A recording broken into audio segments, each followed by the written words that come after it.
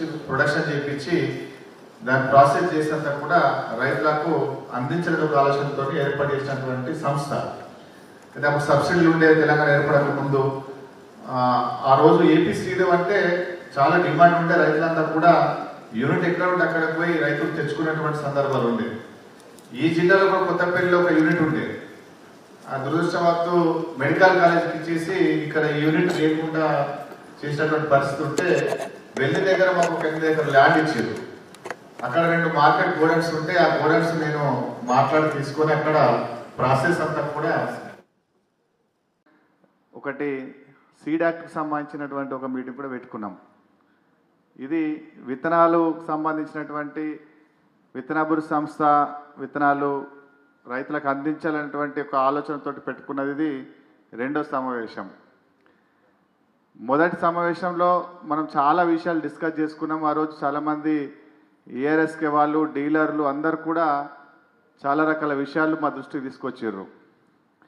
అంటే మళ్ళీ ఈ సమావేశం పెట్టుకోవడానికి గల ముఖ్య ఉద్దేశం, ఇప్పుడు మీరు ఎవరైతే ఏఆర్ఎస్కే వాళ్ళు, సహకార సంఘం వాళ్ళు, అట్లనే ప్రైవేట్ డీలర్ అంతా కూడా రైతులకు విత్తన కంపెనీలకు మధ్య వారధిగా ఉండి రైతుల ఇంటికానే రైతులకు అందుబాటులో విత్తనాలు అందిస్తూ సేవలు అందిస్తూ ఉన్నారు. అది చాలా అభినందనీయం. ఎందుకంటే నమస్కారం. గౌరవనీయులైన Telangana state seed corporation chairman Shri Anvesh Reddy గారికి, డిఏఓ, ఆర్డిఓ గారు, మార్క్ఫెడ్ అండ్ మార్కెటింగ్ డిపార్ట్మెంట్ నుంచి వచ్చిన వాళ్ళందరికీ, ఎస్హెచ్జీస్, ప్రైవేట్ సీడ్ మ్యానుఫ్యాక్చరర్ ఏజెన్సీస్ అందరికీ I think thank you sir. ఒక రకంగా థింక్ ఈరోజు morning during discussion with agriculture officer ఇదే అనుకున్నాము. ఐ థింక్ మన వైపు నుంచి ఇలా ఎక్స్పోజర్ అవేర్నెస్ ప్రోగ్రామ్స్ ఉండడం ఒక రకంగా ఒక అలైన్మెంట్ ఇస్తుంది. డెఫినెట్గా sir SHG involvement will be in a major way. మన దగ్గర ఏఈఓస్ కూడా ఉన్నారు. సో ఏఈఓస్, ఎస్హెచ్జీస్ ఒక రకంగా joint drive in coordination with MPDOs and concern panchayat secretary. మీరు అన్నట్టుగా ఒక కన్వర్జెన్స్లో ఈ ఇష్యూ మీద significant awareness and hand holding ఎందుకు అవసరం ఉందంటే, we require to inform that spurious సీడ్స్తో నష్టపోయే ఫార్మర్స్ ఓన్లీ వాళ్ళ వరకే ఉండకుండా వాళ్ళ ఫ్యామిలీస్ ఇంపాక్ట్ అవుతుంది. వాళ్ళు అన్నట్టుగా వీ హ్యావ్ సీన్ ఏజెన్సీ ఏరియాస్లో కూడా ఎంత ఇబ్బంది పడతారు due to lack of clarity, lack of quality seeds. ఎందుకంటే వాళ్ళకి ఇది ఒక మేజర్ ఇన్వెస్ట్మెంట్గా ఉంటుంది. So I think we have taken note sir. First thing ఏంటంటే, ఖచ్చితంగా ఈ కంపల్షన్ ఏదైతే ఉన్నదో there should be a responsibility given on the part of the private seed developing agencies to also ensure that మనం ఈ పరంగా కూడా కాంట్రిబ్యూట్ చేయగలుగుతున్నాం. Involvement of government machinery, agriculture department, marketing department, DRDO వైపు నుంచి కంప్లీట్గా there will be absolute coordination with the SHG sir. I think it's a very good initiative. We were lucky to work with you even for the spurious seeds and the entire contract farming issue. So aa paranga kuda gauravaniyulaina Kodanda Reddy garu, Gadugu Gangadhar Reddy garu, all of you had actually guided us. Ante danikante mundu mem kuda as officers oka agriculture department ఇది out of మన purview ఉంది, డైరెక్ట్గా district అడ్మినిస్ట్రేషన్కి involve అవ్వడానికి పెద్దగా లేదని అనుకునేవాళ్ళం. It was a very good case study. I think state government కూడా రికగ్నిషన్ వచ్చింది. Honourable CM sir also appreciated the entire efforts of the team. ఇక్కడ వచ్చే వరకు ఒక స్ట్రీమ్ లైన్ మేనర్లో రాబోయే నెలలో before the start of the month of the May ఒక ఇంటర్నల్ కన్వర్జెన్స్ మీటింగ్ ప్లాన్ చేయండి. We will have mandal wise review. We will also have a data taken about this last DPRO is also here. DPRO is requested to also give us an idea about all the cases of spurious seeds మన జిల్లాలో వచ్చిన news in the last 1 to 2 years ఎక్కడెక్కడ ఏ మండలాలలో ఎక్కువగా report చేయడం జరిగిందో అదే ఒకసారి బ్యాక్గ్రౌండ్ అసెస్మెంట్ చేసుకుంటూ సబ్సిక్వెంట్లీ ఇప్పుడు అనుకున్న ప్లాన్ ఆఫ్ యాక్షన్ పరంగా not only ensuring that private organizations are involved but receipts becomes very very important. దీనికి మనం గ్రామ సభలో కూడా ఇప్పుడు లక్కీ మనకి 99 days ప్రోగ్రామ్ నడుస్తుంది కాబట్టి రేపు కూడా మనకి స్టేట్ లెవెల్లో మండల లెవెల్ ప్రోగ్రామ్ ఉంది. ఇది ఒక కంపల్సరీ టాపిక్గా ఇంక్లూడ్ చేసుకుంటే చాలా మటుకు అది it will become a very useful source of awareness program. And దాంతోపాటు మనం ఇప్పుడు అనుకున్నట్టుగా ఒక convergence meeting with AEOs, SHG groups, MPDOs as well as the concern panchayat secretaries of the major area ఇది రాబోయే వారాల్లో ప్లాన్ చేసుకుంటాం sir. I thank you to visit the district and entire team was come here for the very session. Thank you. 2 లక్షల madam చెప్పినట్టు 2,80,000 ఎకరాలు సాగు అయితే కొంత ప్రొడక్షన్ ఏరియా మీకు ఎక్కువ, ఈ జిల్లాలో ప్రొడక్షన్ ఏరియా ఎక్కువ కాబట్టి కనీసం 2 లక్షల ఎకరాలైనా వరి సాగు జనరల్ సేల్ ఉంటుంది. ఈ 2 లక్షల ఎకరాలకు 50,000 క్వింటాలు అయితే అవసరం ఉంటుంది. ఈ 50,000 క్వింటాల్లో 25,000 క్వింటాలు మా సంస్థ విత్తనాలు అందించేందుకు లక్ష్యం పెట్టుకున్నాము.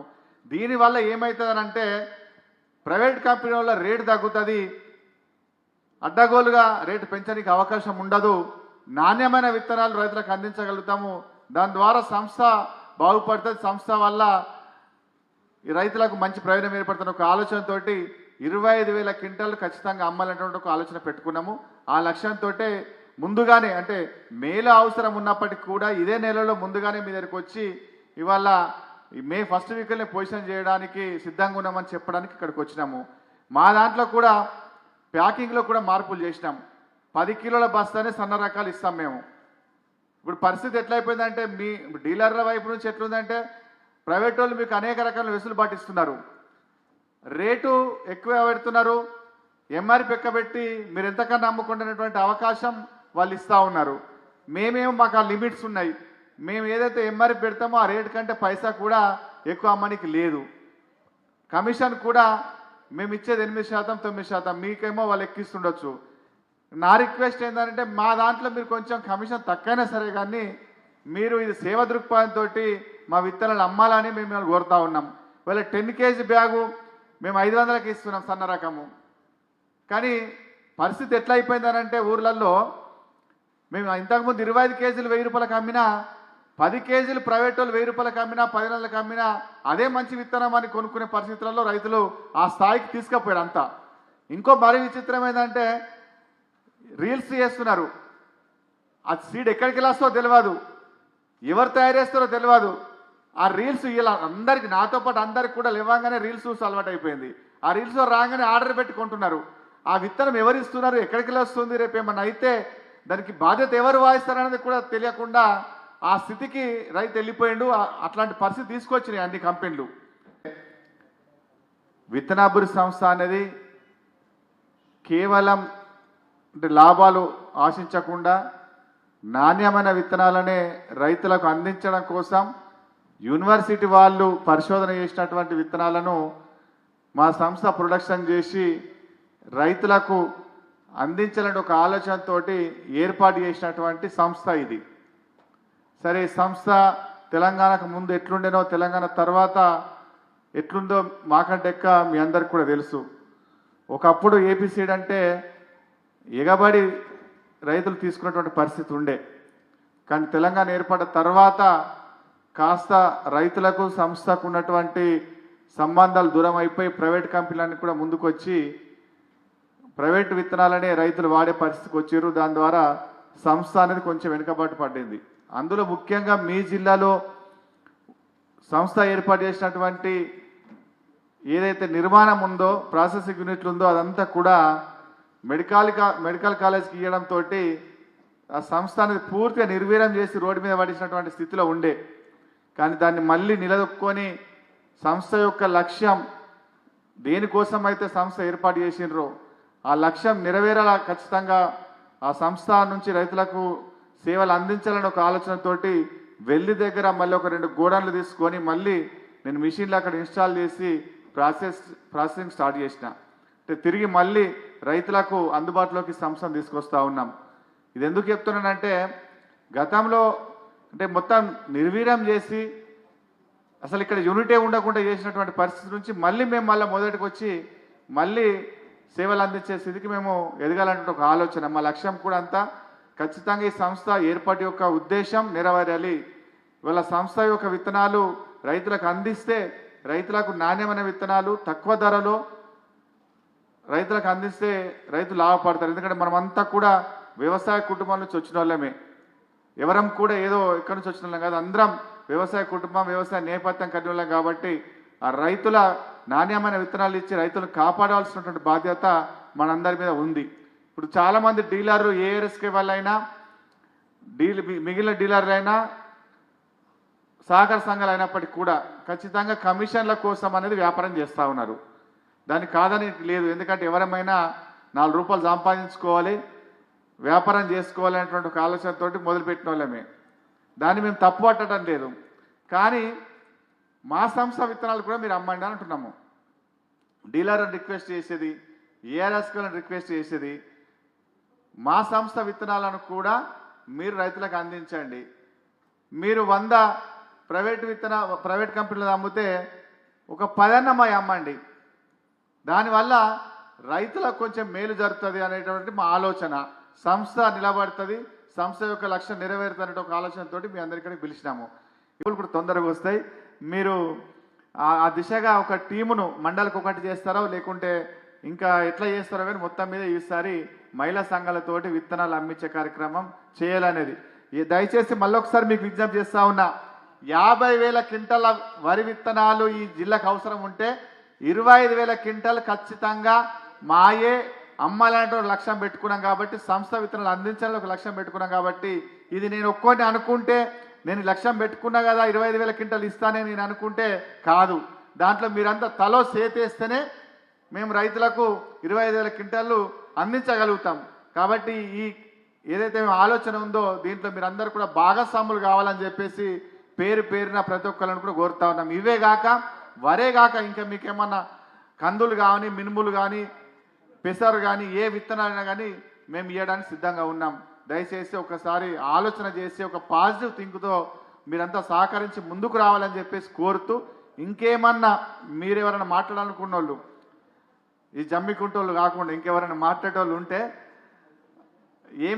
ఎట్లా చేస్తే ముందుకు పోతాం, మీరు మేము కలిసి ఎట్లా చేస్తే ఇంకా ముందుకు పోతాం, ఈ సంస్థ నిలబెడతాం, రైతులకు సేవ చేస్తాం అనేటువంటి మీ అభిప్రాయాలు చెప్తే దాని తర్వాత మేము మాట్లాడి కన్క్లూడ్ చేద్దాం.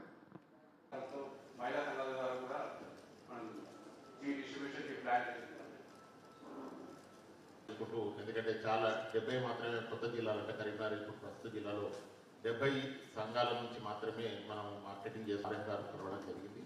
దానికోసం ఒకసారి 2 సార్లు మీటింగ్స్ కూడా పెట్టి మరి ఎక్కడైతే చేసి ఖచ్చితంగా అక్కడ రైతుల్ని కూడా మోటివేట్ చేసి మన విత్తనాలు కూడా అంటే ఏ వెరైటీస్ విత్తనాలు కావాలి, ఏ ఏరియాలో, ఎందుకంటే డిఫరెంట్ ఏరియాస్ ఉన్నాయి, డిఫరెంట్ కల్టివేబుల్ మెథడ్స్ ఉన్నాయి కాబట్టి మేల్ ఫీమేల్ ఒక దగ్గర ఉన్నది, తర్వాత విత్తనాలు కూడా రకరకాలు వాడతారు కాబట్టి డిమాండ్ ఒక్కసారి సరి చూసుకొని దాని తర్వాత దానికి అనుగుణంగా మనం ఇండెంట్ కానీ పెట్టడం జరుగుతుంది సార్. తర్వాత డీలర్స్ కూడా మా మహిళా సంఘాల ద్వారా ఐడెంటిఫై చేయడం జరుగుతుంది. ఖచ్చితంగా ఈ ఉద్దేశాన్ని మనం రైతుల తీసుకెళ్ళి ఇది సక్సెస్ చేస్తామని చెప్పి ఈ సందర్భంగా చైర్మన్ గారికి మా డిఆర్డిఏ పక్షాన హామీ ఇవ్వడం జరుగుతుంది sir. Thank you sir. Sir ఇంతకుముందు కరీంనగర్ జిల్లాలో మనది ఎక్స్టెండ్ చేయడం జరిగింది సార్, కొత్త ప్లాంట్ మార్యుల్లో. సో ఈసారి మేము సీడ్ ఇమీడియట్గా సప్లై చేయడానికి రెడీగా ఉన్నాం సార్, మన ప్లాంట్లోనే ప్రాసెసింగ్ చేసుకుంటూ. సో ఇక సభను ఉద్దేశించి మీరు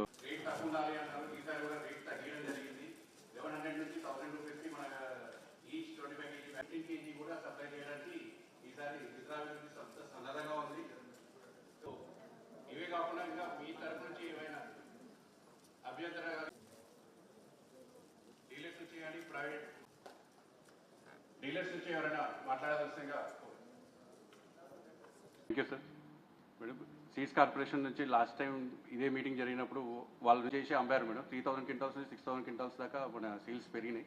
సో అదే మోటివ్ తోటి ఈసారి కూడా